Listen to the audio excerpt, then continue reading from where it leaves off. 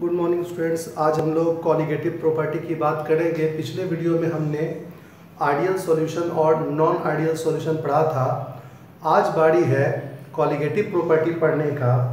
Colligative property ideal solution show करता है, यानी नॉन आइडियल सॉल्यूशन यहाँ पे अब नहीं आएगा।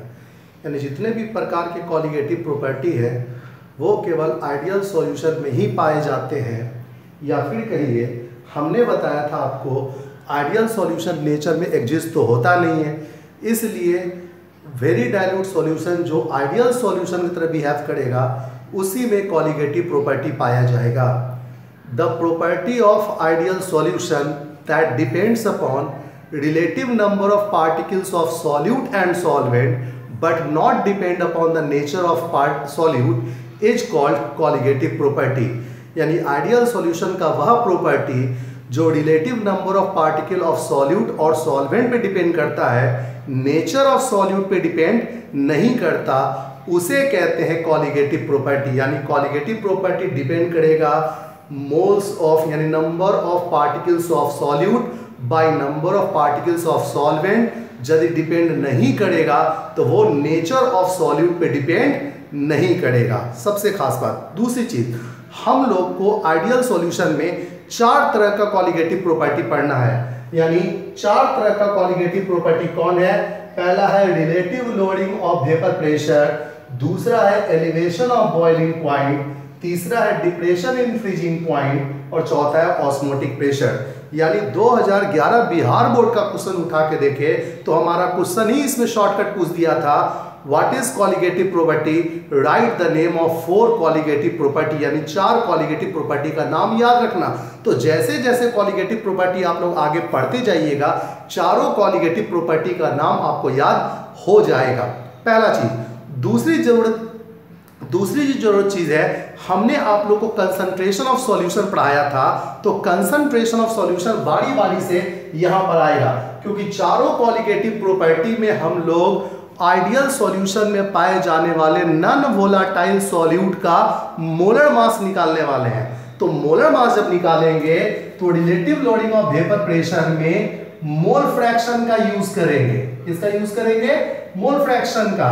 जबकि एलिवेशन ऑफ बॉइलिंग पॉइंट और डिप्रेशन इन फ्रीजिंग पॉइंट में हम लोग मोलालिटी का इस्तेमाल करेंगे, जबकि ऑस्मोटिक प्रेशर में इकलौता हम लोग मोलारिटी का इस्तेमाल करेंगे। तो देखिए चैप्टर के शुरू में जो आपने कंसंट्रेशन ऑफ सॉल्यूशन पढ़ा उसका अब इस्तेमाल होना शुरू हो रहा है। तो फिर से एक बार रिवीजन कर लीजिए।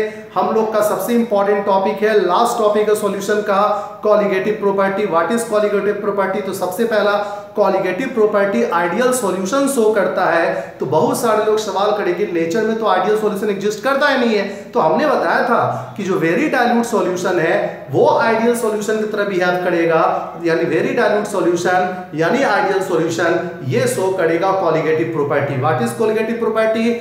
आइडियल सॉल्यूशन का वह प्रॉपर्टी जो relative number of mole of solute and solvent पे, यानी मोल ऑफ सॉल्यूट बटा मोल ऑफ सॉल्वेंट पे डिपेंड करे, नेचर ऑफ सॉल्यूट पे डिपेंड ना करे, उसे कहेंगे कॉलिगेटिव प्रॉपर्टी।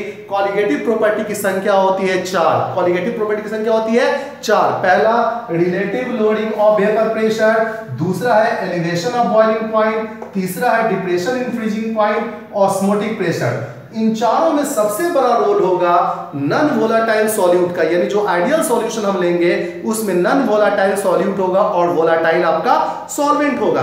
तो सारे प्रॉपर्टी जो होंगे वो डिपेंड करेगा नॉन वोलाटाइल सॉल्यूट के नेचर के ऊपर, उसके वजन के ऊपर। तो हम लोग relative loading of vapour pressure में जो निकालेंगे नॉन वोलेटाइल सॉल्यूट का मोलर मास, यानी चारों कॉलिगेटिव प्रॉपर्टी में हम लोग को नॉन वोलेटाइल सॉल्यूट का मोलर मास निकालना पड़ेगा। और जब नॉन वोलेटाइल सॉल्यूट का मोलर मास निकालिएगा तो उन सब में एक में मोल फ्रैक्शन का, दूसरा में मोलारिटी का, तीसरा में मोलारिटी का और चौथा में मोलारिटी का हम लोग इस्तेमाल करेंगे। तो हम लोग जब अगले क्लास में आएंगे तब हम लोग बात करेंगे relative loading of vapour pressure का, और उसको खत्म करने के बाद हम लोग एलिवेशन ऑफ बॉइलिंग पॉइंट भी करेंगे। आज यहीं तक।